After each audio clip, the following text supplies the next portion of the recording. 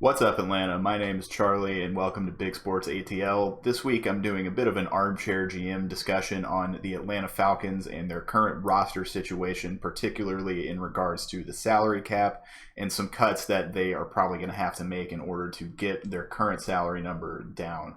This is going to be the first of a few pre-draft episodes for the Falcons, talking about some changes that we're likely going to see to this roster going into the 2020 season. Now, we're starting with possible cuts because if you look at our cap space as indicated here by SpotTrack.com, excellent website for tracking contracts in every major sport, highly recommend it, and they have an excellent tool that we're going to use here for displaying the effect of cuts on NFL rosters. The Falcons only have $6 million in cap space. That's not a lot, and it's not even enough for their draft class this year. The projected cost of their 2020 draft class is going to be between $7 and $8 million if they use all of the picks that they currently have. So obviously, we need to free up some space. And if we want to add on top of those draft picks, which we will have to, both through undrafted free agents, veteran free agents, we're going to need depth, we're going to need rotation guys. You're probably not going to see them go out and sign any big names that are going to become instant starters, but we got to do something. There's also a discussion about re-signing guys like Austin Hooper. We don't have a kicker or a punter on the roster right now, so we got to do something about that. There is money that the Falcons need to spend, and they got to get it somewhere. So to get it, they're going to have to make some cuts. Now, a few weeks ago, the Falcons were actually already over the projected 2020 salary cap, but some restructures to Matt Ryan and Grady Jarrett's contracts got them down to this $6 million in room they have right now. You may see restructures to some of our other existing contracts, but that kind of thing is almost impossible to predict who it will be for and exactly how it will look. So we're not going to speculate on that here today because it just isn't a fruitful discussion. What we can look at is cuts that the team can make and what kind of space that frees up, what kind of dead cap hits we're left with, and how that can affect our roster going forward. And let me just preface this by saying I am playing the Armchair GM here. I am not going to go out and say anybody deserves to lose their job. That's not what I'm here for. I'm just here to say, hey, these are some things the Falcons could do to get the money they need to build a 2020 roster. It's nothing personal against any of these players. It's just the business of football. This is how it works. Now, we're going to start with a player that there's been a lot of heated discussion about going into this offseason, and that's Devonta Freeman. Freeman's 2020 cap hit is currently at $9.5 million. However, if the Falcons were to cut him, there would still be $6 million in dead cap, which is a big hit, $3.5 million in savings. Freeman is also slated to make $6 million in 2021. Again, half of which would be dead cap at $3 million and half of which would be saved. There's been a lot of ire from Falcons fans towards Devonta Freeman over the past year and really the past few years since 2016 when this contract first started to come into discussion.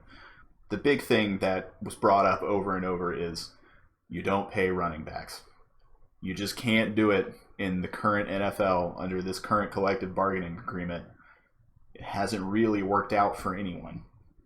You could probably justify it with a few absolutely game-changing backs out there, but I can't think of a running back that's signed a big contract and really been worth it since 2012 Adrian Peterson. Maybe Zeke Elliott pans out for the Cowboys, but remains to be seen whether they'll really get anywhere in the playoffs. Todd Gurley signed a monster deal and has had injury struggles for the past year now. And Freeman himself has really struggled with injuries for most of the last 3 years since he signed this deal. And I hate to bring that up as a counterpoint against this contract because it's not his fault that he got hurt a lot, right? It happens. It's football. But it does happen, especially to running backs, which again is why you just can't pay them this much money. The Falcons need to get back to a situation where their starting running back is probably some mid-round draft pick that they're paying mid-round money. Because when that was Devonta Freeman, he was excellent value. But at his current figure, he's just not. But even if we aren't getting great value for Freeman's money right now, that $6 million dead cap hit is a hard pill to swallow. And the reality is a lot of the issue with some of his lack of production this year is really more on the offensive line. Brian Hill was the more efficient back for us, and I certainly think we can get more efficiency for less money than $9.5 million. But again, $6 million in dead cap. That hurts. I think the most likely scenario is that the Falcons hold on to Freeman for another year and probably move on in 2021 when the dead cap is only $3 million. But it is possible that they decide to just go ahead and cut ties now. So I wanted to at least bring it up and discuss it because, again, it's been very hot topic among the fan base for most of the last year. Next up are some of our kind of mid-salary veterans. These are mostly going to be rotation players that the team can afford to lose pretty easily. None of these guys are starters, but that doesn't necessarily mean that they're bad value for the money if they are just rotation guys. Now, first up is Allen Bailey, who the Falcons could save about $4 million by cutting. Bailey wasn't a star on our defensive line by any means, but he was a standard in the rotation. And the reality of the current market is I don't think you're going to get anybody who's significantly better than him without paying them more money than the Falcons are going to be able to. At the same time, the Falcons do have a first and 2 second-round draft picks, so it's possible they could get someone they expect to be able to contribute at a similar level on a lower salary going into this year from the draft. So if the team finds that they can get better value elsewhere, I think it's very possible they move on from Allen Bailey. But again, I don't think they cut Bailey to make room for any kind of free agents. I think they only do this if they feel they can replace him through the draft. Next, we have Ty Sambrailo, who, assuming that Jake Matthews and Caleb McGarry remain healthy, will likely be a backup tackle for the team this year. Again, $5.7 million is a little more than you would like to pay somebody who's just a backup, but injuries happen, especially on the offensive line, and while Sambrailo is no standout, he's not the worst you could do for a backup.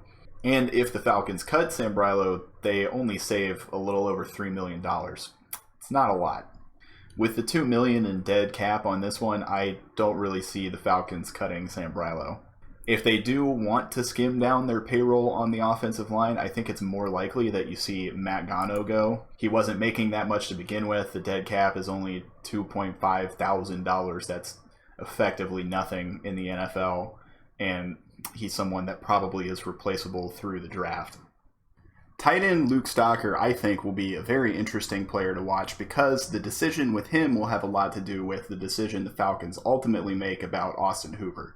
Hooper's really turned into an excellent pass catcher for the Falcons over the last couple of years, but with that success, he's going to demand a good bit of money in free agency, and frankly, I don't think you're going to see the Falcons pay that. In the past, you've seen this rhetoric from Arthur Blank about Falcon for life come up with Devonta Freeman, Matt Ryan, Julio Jones, Grady Jarrett, and with Austin Hooper, he's pretty much directly said we might not have the cap space to re-sign him. Now, that may just be Blank learning a little something about how that rhetoric affects his leverage in negotiations, but I think it's probably an indicator that Hooper is not going to be back with this team. Matt Ryan does like throwing to his tight end, so I would like to see us upgrade slightly for our starting position, but that's going to be hard to do at a value.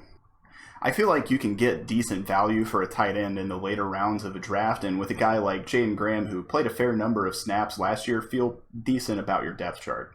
I don't expect the Falcons to really have a standout 10-touchdown tight end this year, and with that in mind, I think you may see them save some money on Luke Stocker.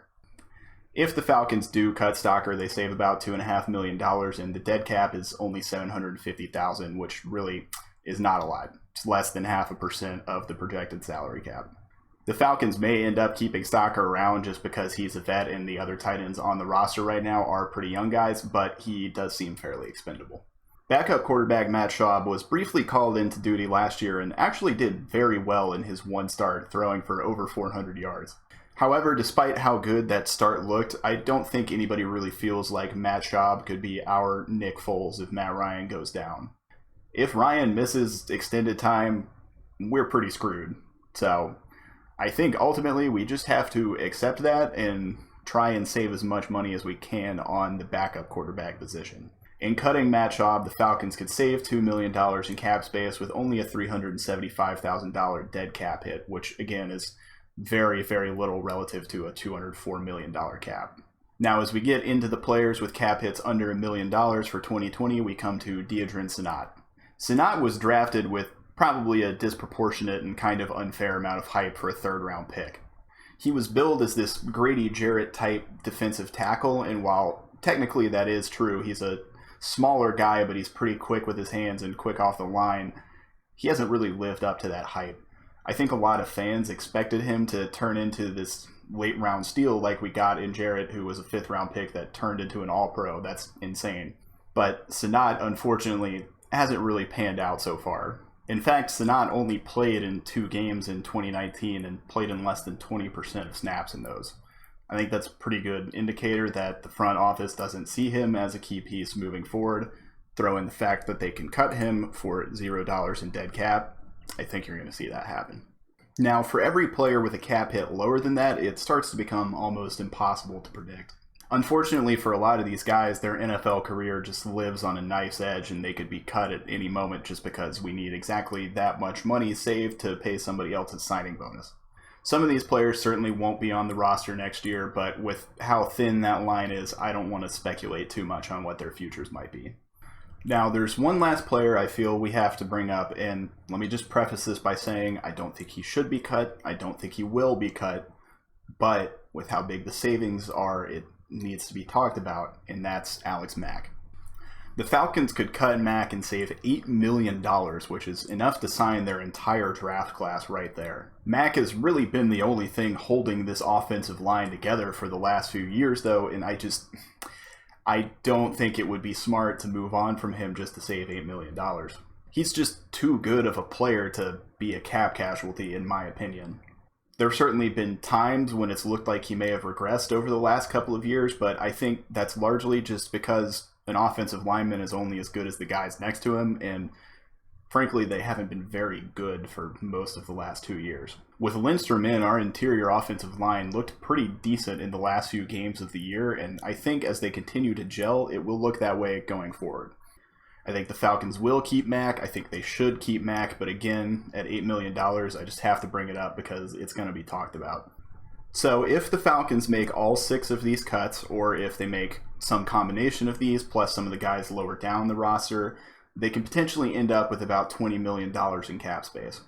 It's not enough to go out and sign any superstars, but it is enough to sign the draft class, get some undrafted free agents, bring in some veteran depth, and maybe potentially get a guy on a 1-year prove-it deal like they had with Dontari Poe a few years ago, which worked out pretty well. The team can certainly get themselves into a position where they have a bit of flexibility. Not a lot, but more than people may have felt like they were going to have as the season was drawing to a close. What they do with that flexibility, though, we'll talk about in a later episode. If you enjoyed this video, be sure to leave a like, and if you disagree with any of the players I brought up, or you think there's somebody else I should have mentioned, leave a comment and let me know. Be sure to subscribe to catch my future Atlanta Falcons Armchair GM discussions as we lead up to the draft later this year, as well as some upcoming content on the Atlanta Braves as they start their season, and Atlanta United as they move forward into the CONCACAF Champions League. Thanks again for watching, and I'll see you around Atlanta.